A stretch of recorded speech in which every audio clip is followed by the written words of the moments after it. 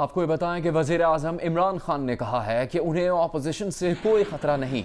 Opposition का agenda है कि उनकी हुकूमत और फ़ौज को लड़वा दिया जाए। हुकूमत और फ़ौज के दरमियान मौजूदा हम आहंगी तारीख में पहली मरतबा है। मुख्तलिफ न्यूज़ चैनल्स के डायरेक्टर न्यूज़ से मुलाकात में वज़ीर आज़म इमरान खान का कहना था कि नवाज शरीफ मायूस हो चुके हैं। नवाज शरीफ की पॉलिसी है ना खेलेंगे ना खेलने देंगे। वज़ीर आज़म ने कहा कि ऑपोजिशन को तकलीफ है कि फ़ौज सिर्फ उनकी पॉलिसी पर चलती है। मामला चाहे अफगानिस्तान से मुतालिक हो या भारत से मुतालिक, चाहे पायलट का मामला हो चाहे करतारपुर, फ़ौज उनकी पॉलिसी पर अमल करती है। जब भी मसला आता है फ़ौज हुकूमत के पीछे खड़ी होती है। नवाज शरीफ हुकूमत और फ़ौज के दरमियान इस तारीखी हम आहंगी को तोड़ना चाहते हैं।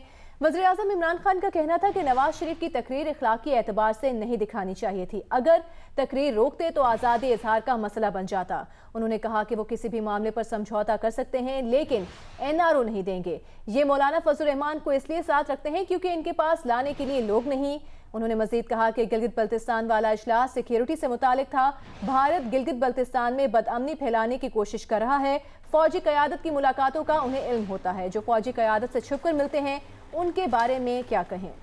वज़ीर आज़म इमरान खान ने यह भी कहा कि वो नवाज शरीफ और आसिफ जरदारी का कोई सियासी मुस्तकबिल नहीं देखते।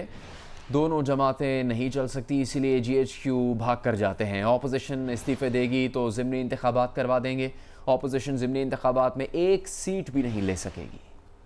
वज़ीर आज़म इमरान खान का गुफ्तगू करते हुए कहना था कि भारत गिलगित बल्तिस्तान में बदअमनी फैलाने की कोशिश कर रहा है और फौजी क़यादत की मुलाकातों का उन्हें इल्म होता है। उनका कहना था कि मौलाना फजल रहमान को ऑपोजिशन इसलिए साथ रखती है क्योंकि उनके पास लाने के लिए लोग नहीं। वज़ीर आज़म ने कहा कि गिलगित बल्तिस्तान वाला इजलास सिक्योरिटी से मुतालिक था।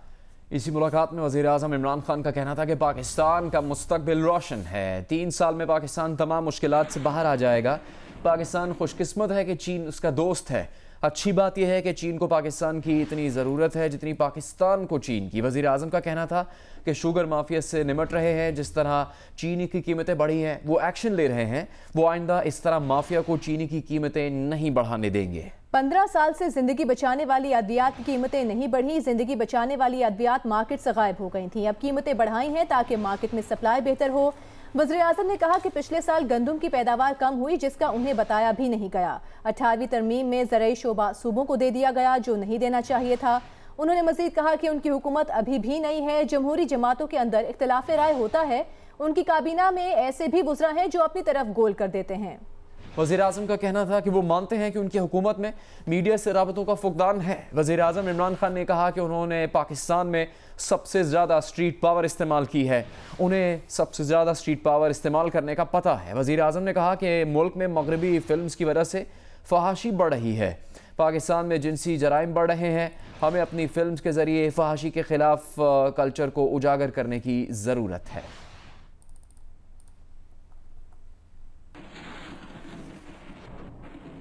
और वफाकी वज़ीर शेख रशीद की जानिब से एक बार फिर मुलाकातों का तज़किरा सामने आ गया। कहा अभी तो मुलाकातों का जिक्र किया है, टेलीफोन डेटा आउट कर दिया तो कयामत आ जाएगी। ऑपोजिशन को मुखातिब करते हुए कहा कि बाज़ औक़ात मैं बाहर इंतज़ार करता रहता हूँ क्योंकि आपकी मुलाकात तवील हो जाती है। नून लीग और पीपल्स पार्टी के बुरे दिन हैं। मरियम नवाज ने पहले भी नवाज शरीफ को मरवाया, वो उन्हें अब भी मरवाएंगी। इमरान खान की क़यादत में इस माफिया को शिकस्त मिलेगी।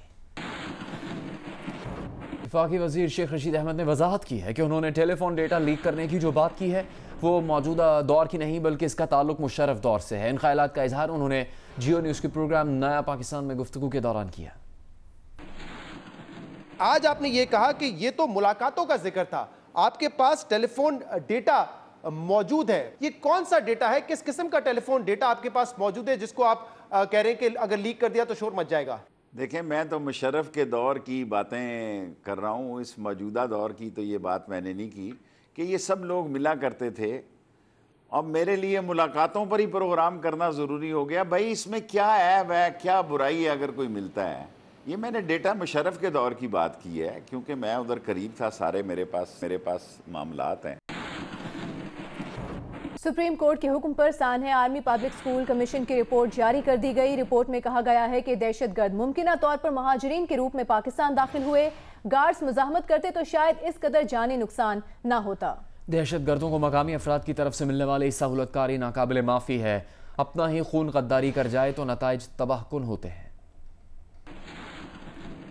हमारा मुल्क दहशतगर्दी के खिलाफ जंग में बरसरे पैकार रहा। हसास तंसीबात या सॉफ्ट टारगेट्स पर हमलों के दिफा में ये जवाज नाकाबिले कबूल है कि मुल्क हालते जंग में था। Sania army public school Peshawar commission report जारी कर दी गई। जस्टिस मोहम्मद इब्राहिम खान की सरबराही में कायम कमीशन रिपोर्ट में कहा गया है, स्कूल की सिक्योरिटी पर मौजूद गार्ड्स, इलाके में पुलिस गश्त और क्विक रिस्पांस फोर्स की 10 मिनट के फासले पर मौजूदगी उस धुएं की तरफ मुतवज्जो हो गई जो मंसूबे के तहत एक गाड़ी को आग लगाने की वजह से उठा। नतीजतन सिक्योरिटी की तवज्जो आर्मी पब्लिक स्कूल से हट गई और दहशतगर्द स्कूल में दाखिल हो गए। कमीशन रिपोर्ट में सिक्योरिटी के इंतजाम पर सवालात उठाते हुए मजीद कहा गया है कि नेक्टा की जानिब से वार्निंग जारी की गई थी कि दहशतगर्द किसी भी आर्मी पब्लिक स्कूल को निशाना बना सकते थे। अगरचे पाक फौज जरबे अज़्म में कामयाब रही, लेकिन सानिया APS ने इस कामयाबी को दागदार कर दिया। सिक्योरिटी पर तैनात एहलकार न सिर्फ आने वाले हमलावरों को रोकने के लिए नाकाफी थे, बल्कि उनकी पोजीशन भी दुरुस्त नहीं थी। कमीशन रिपोर्ट के मुताबिक अफगानिस्तान से दहशतगर्द मुमकिना तौर पर मुहाजिरीन के रूप में दाखिल हुए। कोई एजेंसी ऐसे हमलों का तदारुक नहीं कर सकती, बिलखुसूस जब दुश्मन अंदर से हो। गफलत का मुजाहरा करने वाली यूनिट के 15 मुतलका अफसरान और एहलकारों को तहकीकात के बाद सजाएं दी जा चुकी हैं। आसिफ बशीर चौधरी, जियो न्यूज़, इस्लामाबाद।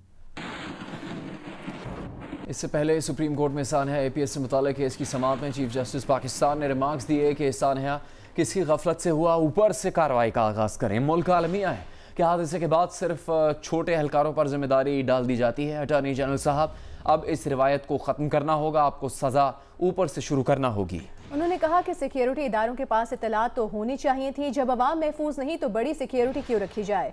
जो सिक्योरिटी के जिम्मेदार थे उनके खिलाफ भी कार्रवाई होनी चाहिए। इतना बड़ा सिक्योरिटी लैप्स कैसे हुआ, हुकूमत को एक्शन लेना चाहिए ताकि ऐसे वाक़यात ना हो। केस की समाअत 1 माह तक के लिए मुलतवी कर दी गई।